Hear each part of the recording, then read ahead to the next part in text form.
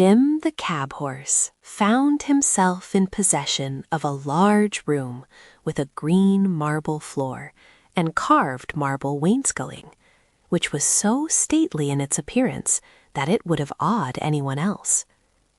Jim accepted it as a mere detail, and at his command the attendants gave his coat a good rubbing, combed his mane and tail, and washed his hoofs and fetlocks.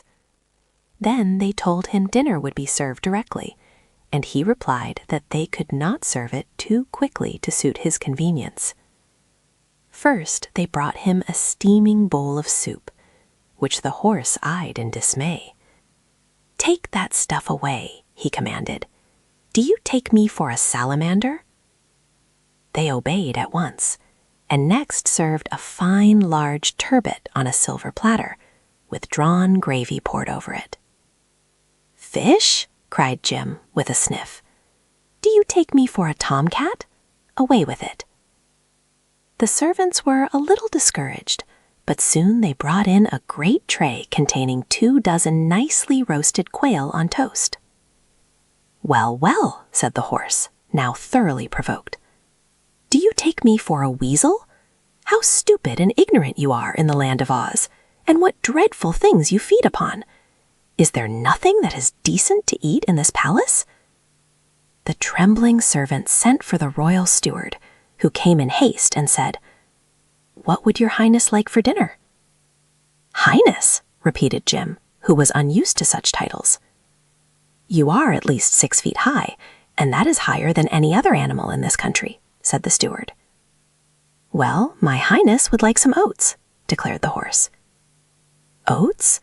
We have no whole oats," the steward replied with much deference. "But there is any quantity of oatmeal, which we often cook for breakfast." "Oatmeal is a breakfast dish," added the steward humbly. "I'll make it a dinner dish," said Jim. "Fetch it on, but don't cook it, as you value your life."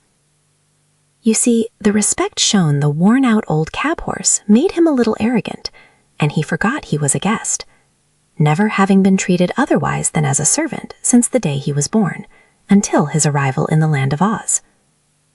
But the royal attendants did not heed the animal's ill temper. They soon mixed a tub of oatmeal with a little water, and Jim ate it with much relish. Then the servants heaped a lot of rugs upon the floor, and the old horse slept on the softest bed he had ever known in his life. In the morning, as soon as it was daylight, he resolved to take a walk and try to find some grass for breakfast. So he ambled calmly through the handsome arch of the doorway, turned the corner of the palace, wherein all seemed to sleep, and came face to face with the sawhorse. Jim stopped abruptly, being startled and amazed. The sawhorse stopped at the same time and stared at the other with its pure, protruding eyes, which were mere knots in the log that formed its body. The legs of the sawhorse were 4 sticks driven into holes bored in the log. Its tail was a small branch that had been left by accident, and its mouth a place chopped in one end of the body that projected a little and served as a head. The ends of the wooden legs were shod with plates of solid gold, and the saddle of the Princess Ozma, which was of red leather set with sparkling diamonds, was strapped to the clumsy body. Jim's eyes stuck out as much as those of the sawhorse, and he stared at the creature with his ears erect and his long head drawn back until it rested against his arched neck. In this comical position, the 2 horses circled slowly around each other for a while, each being unable to realize what the singular thing might be which it now beheld for the first time. Then Jim exclaimed, "For goodness sake, what sort of a being are you?" "I'm a sawhorse," replied the other. "Oh, I believe I've heard of you," said the cab-horse, "but you are unlike anything that I expected to see." "I do not doubt it," the sawhorse observed with a tone of pride. "I am considered quite unusual." "You are indeed, but a rickety wooden thing like you has no right to be alive." "I couldn't help it," returned the other, rather crestfallen. "Ozma sprinkled me with a magic powder, and I just had to live. I know I'm not much account, but I'm the only horse in all the land of Oz, so they treat me with great respect." "You, a horse?" "Oh, not a real one, of course." "There are no real horses here at all, but I'm a splendid imitation of one." Jim gave an indignant neigh. "Look at me," he cried, behold a real horse." The wooden animal gave a start and then examined the other intently. "Is it possible that you are a real horse?" he murmured. "Not only possible, but true," replied Jim, who was gratified by the impression he had created. "It is proved by my fine points. For example, look at the long hairs on my tail, with which I can whisk away the flies." "The flies never trouble me," said the sawhorse. "And notice my great strong teeth, with which I nibble the grass." "It is not necessary for me to eat," observed the sawhorse. "Also, examine my broad chest, which enables me to draw deep, full breaths," said Jim proudly. "I have no need to breathe," returned the other. "No, you miss many pleasures," remarked the cab-horse pityingly.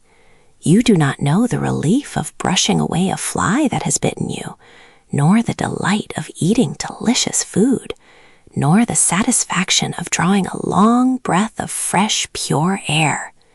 You may be an imitation of a horse, but you're a mighty poor one." "Oh, I cannot hope ever to be like you," sighed the sawhorse, "but I am glad to meet at last a real horse. You are certainly the most beautiful creature I ever beheld." This praise won Jim completely. To be called beautiful was a novelty in his experience. Said he, "Your chief fault, my friend, is in being made of wood, and that I suppose you cannot help. Real horses, like myself, are made of flesh and blood and bones." "I can see the bones all right," replied the sawhorse, "and they are admirable and distinct. Also I can see the flesh, but the blood, I suppose, is tucked away inside." "Exactly," said Jim. "What good is it?" asked a sawhorse. Jim did not know, but he would not tell the sawhorse that. "If anything cuts me," he replied, "the blood runs out to show where I am cut. You, poor thing, cannot even bleed when you are hurt." "But I am never hurt," said the sawhorse. "Once in a while I get broken up some, but I am easily repaired and put in good order again, and I never feel a break or a splinter in the least."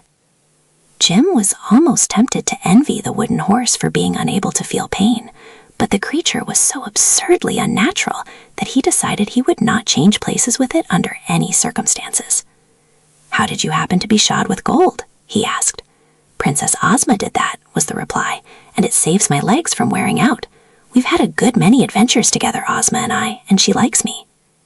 The cab-horse was about to reply when suddenly he gave a start and a neigh of terror and stood trembling like a leaf, for around the corner had come two enormous savage beasts, treading so lightly that they were upon him before he was aware of their presence.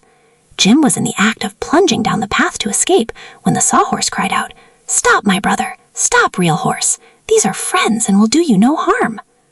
Jim hesitated, eyeing the beasts fearfully. One was an enormous lion with clear, intelligent eyes, a tawny mane, bushy and well-kept, and a body like yellow plush. The other was a great tiger with purple stripes around his lid body, powerful limbs, and eyes that showed through the half-closed lids like coals of fire. The huge forms of these monarchs of the forest and jungle were enough to strike terror to the stoutest heart, and it is no wonder Jim was afraid to face them. But the sawhorse introduced the stranger in a calm tone, saying, "This noble horse is my friend the Cowardly Lion, who is the valiant king of the forest, but at the same time a faithful vassal of Princess Ozma. And this is the Hungry Tiger, the terror of the jungle, who longs to devour fat babies, but is prevented by his conscience from doing so. These royal beasts are both warm friends of little Dorothy, and have come to the Emerald City this morning to welcome her to our fairyland." Hearing these words, Jim resolved to conquer his alarm. He bowed his head with as much dignity as he could muster toward the savage-looking beasts, who in return nodded in a friendly way. "Is not the real horse a beautiful animal?" asked the sawhorse admiringly. "That is doubtless a matter of taste," returned the lion. "In the forest, he would be thought ungainly, because his face is stretched out and his neck is uselessly long. His joints, I notice, are swollen and overgrown, and he lacks flesh and is old in years, and dreadfully tough, added the hungry tiger in a sad voice. "My conscience would never permit me to eat so tough a morsel as the real horse." "I'm glad of that," said Jim, "for I also have a conscience, and it tells me not to crush in your skull with a blow of my powerful hoof." If he thought to frighten the striped beast by such language, he was mistaken. The tiger seemed to smile and winked one eye slowly. "You have a good conscience, friend horse," it said, "and if you attend to its teachings, it will do much to protect you from harm. Some day I will let you try to crush in my skull, and afterward you will know more about tigers than you do now." "Any friend of Dorothy," remarked the Cowardly Lion, "must be our friend as well. So let us cease this talk of skull-crushing and converse upon more pleasant subjects.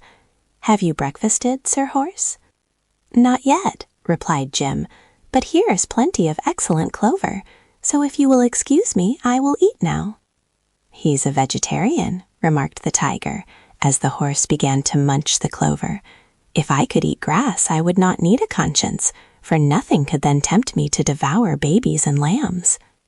Just then, Dorothy, who had risen early and heard the voices of the animals, ran out to greet her old friends. She hugged both the lion and the tiger with eager delight, but seemed to love the king of beasts a little better than she did his hungry friend, having known him longer. By the time they had indulged in a good talk, and Dorothy had told them all about the awful earthquake and her recent adventures, the breakfast bell rang from the palace, and the little girl went inside to join her human comrades. As she entered the great hall, a voice called out in a rather harsh tone, "What? Are you here again?" "Yes, I am," she answered, looking all around to see where the voice came from. "What brought you back?" was the next question, and Dorothy's eye rested on an antlered head hanging on the wall just over the fireplace, and caught its lips in the act of moving. "Good gracious!" she exclaimed. "I thought you were stuffed." "So I am," replied the head, "but once on a time I was part of the gump, which Ozma sprinkled with the powder of life. I was then for a time the head of the finest flying machine that was ever known to exist, and we did many wonderful things. Afterward, the gump was taken apart, and I was put back on this wall, but I can still talk when I feel in the mood, which is not often." "It's very strange," said the girl. "What were you when you were first alive?" "That I have forgotten," replied the gump's head, "and I do not think it is of much importance. But here comes Ozma, so I'd better hush up, for the princess doesn't like me to chatter since she changed her name from Tip to Ozma." Just then the girlish ruler of Oz opened the door and greeted Dorothy with a good morning kiss. The little princess seemed fresh and rosy and in good spirits. "Breakfast is served, dear," she said, "and I am hungry, so don't let us keep it waiting a single minute."